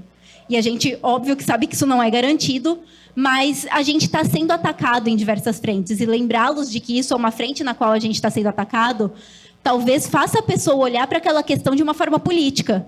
Porque daí a gente pode falar, olha, você não está sendo afetado agora, mas são 200 hoje, talvez em julho sejam mais 200, e talvez dentre esses 200 sejam o seu. O que você vai fazer diante disso? Você está ok com isso? E aí, puxar o aspecto político da coisa. Então, por que este governador em específico está fazendo isso com o EJA? Qual que é o projeto pedagógico que faz com que 200 turmas de EJA sejam eliminadas como se não fossem nada? Porque são 200 turmas, mas são milhares de pessoas que estão sendo afetadas. Então, a gente precisa... É muito ruim a gente trabalhar essa questão de uma forma personalista, mas a gente precisa mostrar para a pessoa que aquela coisa, aqueles 200 que ela está lendo no jornal, não são só 200. São números que vão afetar a realidade dela. Talvez não hoje, talvez não amanhã, mas com certeza em algum futuro próximo. E aí a gente precisa, quando a gente se põe a militar, a gente precisa estar munido de argumentação para apontar o aspecto político da coisa. Então, por que isso está acontecendo? Por conta do avanço do neoliberalismo, porque é um governo que está sucateando a educação para que ela seja privatizada. Privatizar a EJA não é interesse econômico. Ninguém tem interesse econômico em alfabetizar pessoas de 50, 40, 30 anos. Porque aquela pessoa, ou ela já está inserida no mercado de trabalho de alguma forma, ou ela não está. Ela não vai se tornar ali, com 40, 50 anos, uma mão de obra que vai gerar lucro para o capitalismo. Então, a gente precisa ter todo esse respaldo de argumentação, de entender o motivo pelo qual a coisa acontece, para quando a pessoa entender do tipo, mas o EJA não me afeta. Te afeta sim. Talvez não diretamente, talvez você não consiga enxergar como, mas aquilo te afeta. Então, quando a gente está falando com o professor, eu sempre gosto, e assim, eu sou uma pessoa extremamente introvertida, mas eu gosto muito de sentar na sala dos professores e ouvir. Porque quando a gente ouve, a gente percebe os incômodos que as pessoas têm. E aí isso vale para a sala dos professores, vale para a reunião de sindicato, vale para qualquer espaço político que está sendo ocupado por uma classe profissional. Quando a gente ouve, a gente percebe que a pessoa, embora ela talvez não entenda que tudo se trata de uma questão estrutural, ela percebe o incômodo que chega nela. Ela percebe que a água está, desculpa a expressão, mas está batendo na bunda ali. Porque a realidade do trabalhador é uma realidade precarizada. De formas diferentes, eu tenho certeza que a realidade dela na rede pública é diferente da minha na rede particular. Mas eu também ganho mal, eu tenho que garantir um ensino de qualidade sem ter estrutura nenhuma para isso, porque eu preciso do meu salário para viver, e a escola sabe disso, e a gente tem todo um exército de reserva de pessoas desempregadas que fazem com que eu fique com medo de estar nesse espaço. Então, eu acabo me submetendo a uma condição que não é adequada de trabalho, eu e todos os meus colegas de trabalho, e todos os professores que trabalham dentro do capitalismo. Então, a gente entende que a realidade do professor ela não é adequada. O que a gente precisa, a partir do espaço de pessoas politizadas que querem politizar pessoas, é levar essa consciência através da conversa. E, através da escuta, a gente consegue colocar, do tipo, poxa, tiraram... Em escola particular, por exemplo, a gente tem um certo respeito da lei de assistente para aluno com necessidade educacional especial, por exemplo. E cada vez mais as escolas estão tirando. Do tipo, assistente pediu demissão, não coloca mais ninguém no lugar. E aí você vai dar conta por um mês, a gente está procurando alguém, esse mês vira 2, vira 3, vira 1 ano. E o professor ele percebe que o trabalho dele continua recebendo a mesma cobrança, mas que ele não tem a mesma condição para dar aula. Então, a partir daí, você fala do tipo, mas o salário, o lucro que vai para o bolso do chefe, do dono da escola, continua o mesmo. Uma turma de escola particular, eu falo, da escola que eu trabalho, um aluno paga meu salário. Eu consigo enxergar isso de forma política. Eu consigo enxergar isso e saber que o filho do dono da escola, que também estuda na escola, ele é uma criança que no final do ano, todo final de ano vai para a Disney, enquanto eu estou lutando para pagar dívida. Que essa é a realidade do trabalhador. E aí, nesses momentos, a gente consegue apontar essas incoerências do sistema.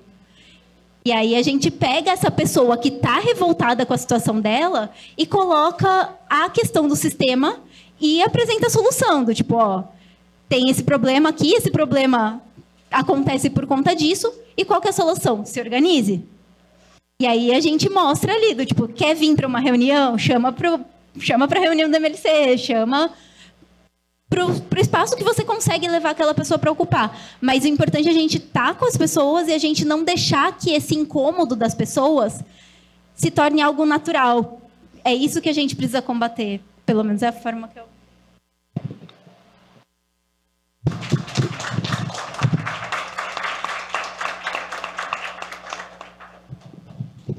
Acho que eu só queria complementar falando da universidade, né? Dessas duas, para mim, essas duas questões bastante importantes que são articuladas, que é essa coisa, né, de como criar consciência em não militantes e como pegar a pauta econômica e avançar para a pauta política, né? Eu acho que são duas perguntas que correm em paralelo, assim. E eu acho que, assim, a gente, enquanto profissional de saúde mental, a gente sabe que é muito difícil, na verdade, criar alguma coisa em alguém, né? Que não seja pela escuta, né, principalmente,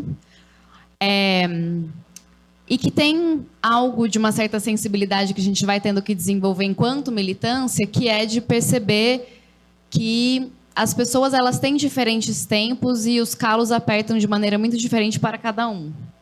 Então, por exemplo, né, eu estou na UP já desde que a UP foi fundada, né?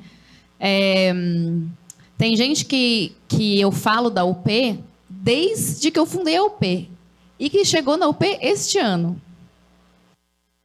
Então, tem algo de que faz parte um pouco dos processos das pessoas e a gente tem uma certa paciência histórica para ter que lidar um pouco com isso, né? Que é um pouco de tipo, você vai lá, você oferece um negocinho, fala, tem isso aqui.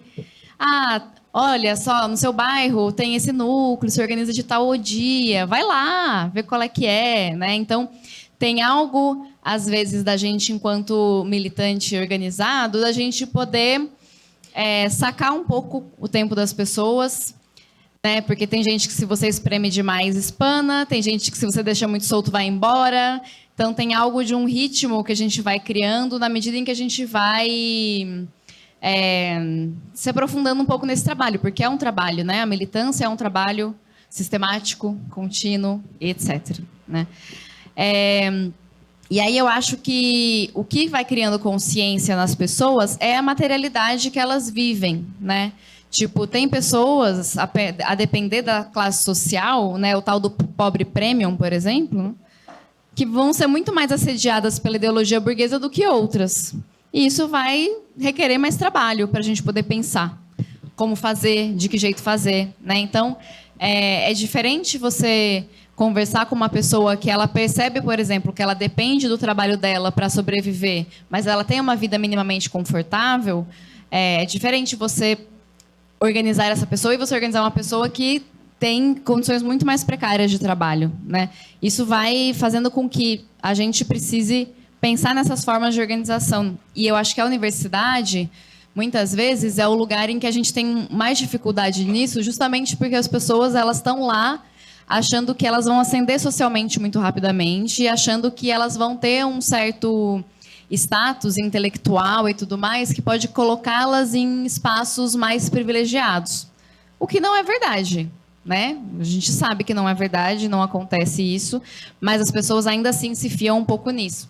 Eu estou lembrando aqui de 2 podcasts que eu escutei, um com a Rosana Pinheiro Machado, que é uma pesquisadora na Alemanha que trabalha com discurso do empreendedor e tal, e o outro que é da Rádio Escafandro, agora sobre a fábrica de reaças. É horrível esse podcast, meu Deus. Falar um pouco rapidamente deles dois, assim. Mas esse da Rosana Pinheiro Machado, ela analisou por 12 anos o discurso dos coaches na internet, né? Então, desde que eles apareceram e tal, e com essa pegada de que as pessoas elas entram nesse mundo com essa ideia de que eu vou fazer meu 1 milhão e tal, então todo mundo vai virar influencer, né? Um pouco nessa pegada. E ela analisou por 12 anos essas pessoas. E ela tinha uma hipótese de que, enquanto as pessoas quando as pessoas fossem percebendo que elas não iam conseguir alcançar, que elas iam desistir. Tipo, ela tinha essa ideia de que as pessoas desistiriam e tal. Mas não rolou isso. Ela falou que ficou 12 anos pesquisando essas pessoas e as pessoas mais intensamente acreditam que em algum momento vai rolar, ou mais intensamente acreditam que elas estão fazendo alguma coisa errada, na verdade, então elas precisam meio que se rever, e aí elas ficam fazendo esses cursos, né? Pessoa que faz curso, que vem de curso para curso, né? Tipo aquela coisa das pirâmides e tal, do influencer. E tem um lance que ela falou que eu fiquei muito mal, assim, que ela falou que a maior parte dessas pessoas são mulheres negras, que muitas vezes vão gravar os vídeos e tal em cafés e tudo mais, porque tem vergonha de mostrar a própria casa, porque moram num ambiente muito precário, ou que não querem fazer vídeo mostrando a própria imagem porque tem vergonha, porque, sei lá, não tem um dente, porque alguma coisa nesse sentido, mas que está apostando nesse mercado do influencer, nesse mercado digitalizado, porque, de alguma forma, é o mercado que as escolas vão mostrando, né? Essa coisa da gamificação da educação, isso de que você pode fazer tudo, você tem tudo na palma da sua mão aqui, você não precisa mais socializar de algumas formas, vai fazendo com que as pessoas percam um pouco essas possibilidades, né? E o podcast da Rádio Escafandro sobre a questão da fábrica de reaças, né? Que fala um pouco dessa história de que o Brasil Paralelo hoje, por exemplo, financia bolsas e bolsas em várias escolas e os professores são obrigados a usar material do Brasil Paralelo para educar pessoas. Então, assim, isso já está acontecendo, né? Tipo, a gente vai criando um tipo de sociedade que fala que você tem que prescindir do outro, que você não depende do outro para nada, que o coletivo é burro e que a gente não pode se relacionar coletivamente, que fala que é o indivíduo que é o suprassumo. Tipo, eu estava escutando um desses documentários do Brasil Paralelo para, sei lá, ter uma úlcera, não sei por que eu estava fazendo isso comigo mesma, mas que falava coisas do tipo assim, não, porque naquela época das grandes navegações, uma época maravilhosa no nosso mundo, em que os portugueses chegaram e teve um grande encontro de culturas, porque foi uma descoberta para os dois lados, porque eles chamavam de índios. Os índios, eles descobriram a tecnologia do cachorro, que foi trazida pelos portugueses, que era ótima para cuidar da própria tribo. Então, assim, umas coisas... um mundo né, sei lá, realidade Brasil Paralelo, realidade paralela, entendeu? Tudo bem paralelo. É meio delirante até. Mas fico pensando um pouco nisso, porque quando a gente vai lidar, então, e vai talvez conscientizar pessoas ou entrar nesse lugar de poder trazer a materialidade para a consciência das pessoas, né? Porque é isso, a consciência está onde os pés pisam, né? Quando a gente vai mostrar para as pessoas o chão, a gente também tem que lembrar de que forma a gente entrou nesse chão, como é que a gente pisou, como é que foi. Quem pegou na nossa mão falou assim, vai devagarinho, vamos fazendo com calma, devagar sempre, né? As nossas resistências, como é que a gente lidou com essas resistências e como é que as pessoas do nosso lado, de alguma maneira, continuaram apostando que a gente era capaz de lidar com isso, mesmo resistindo, né? Então, eu acho que tem um pouco da gente pensar na nossa própria história enquanto organizados e tem um pouco também da gente entender que as pessoas elas estão flutuando num lugar muito estranho, muito, muito, muito estranho, e que a gente precisa urgentemente pensar em formas de trazer essas pessoas de volta para a Terra. É isso.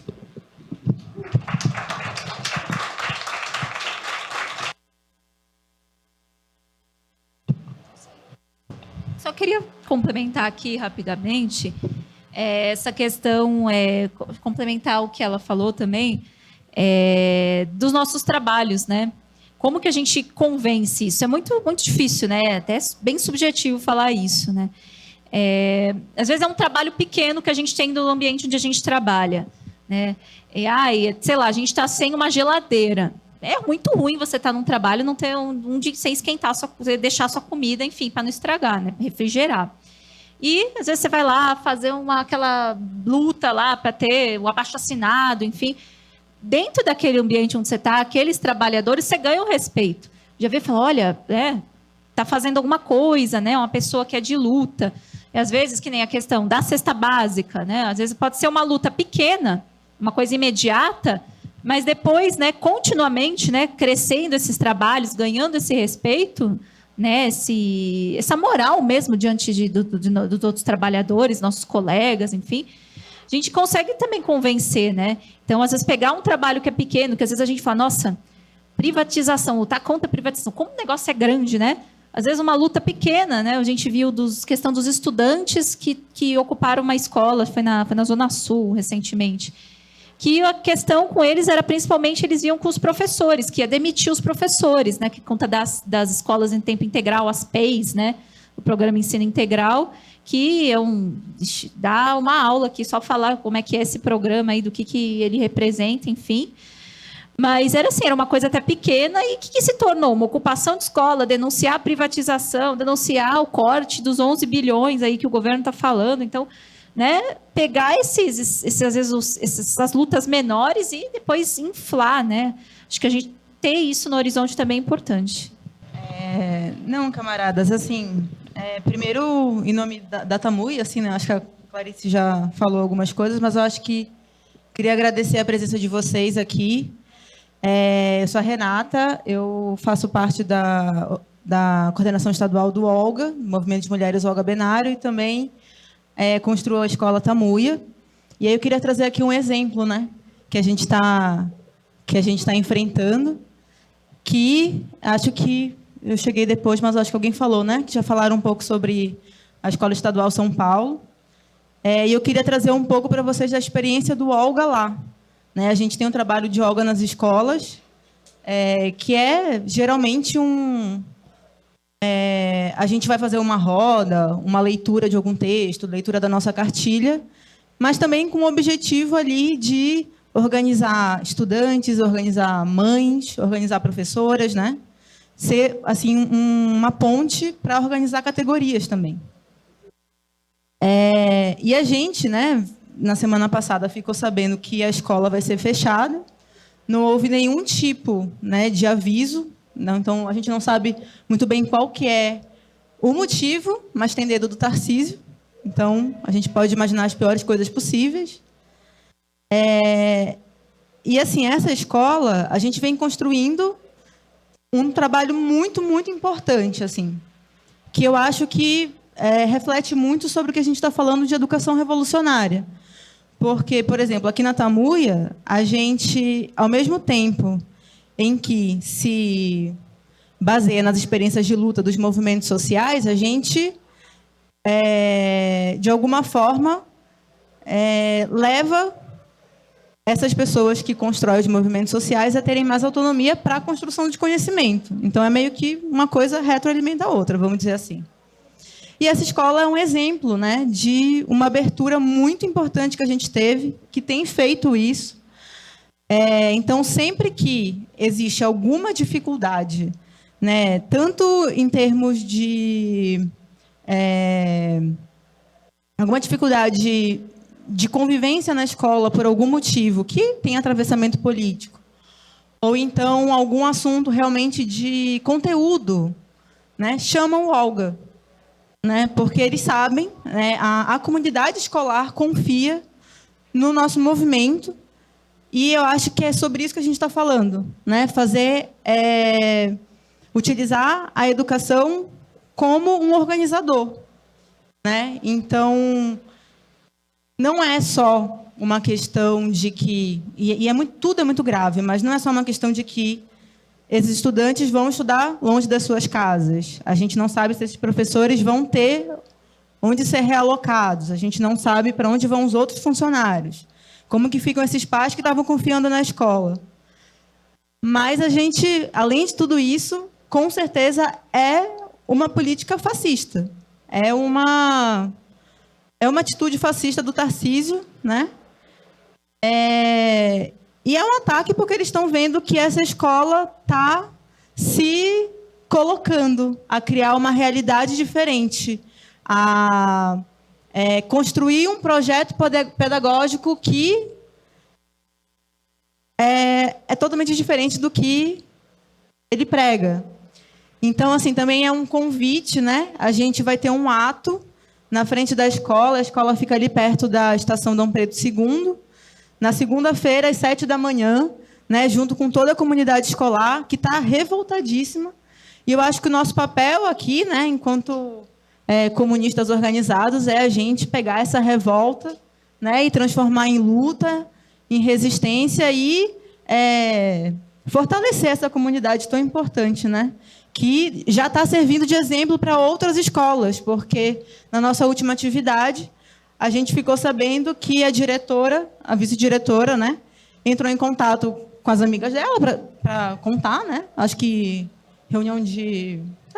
reuniões entre professores e diretores e tal. E agora muita gente está interessada que o Olga vá até lá. Então, também é um ataque aos movimentos sociais, né? Então é isso, camaradas, e obrigada novamente pela presença de vocês.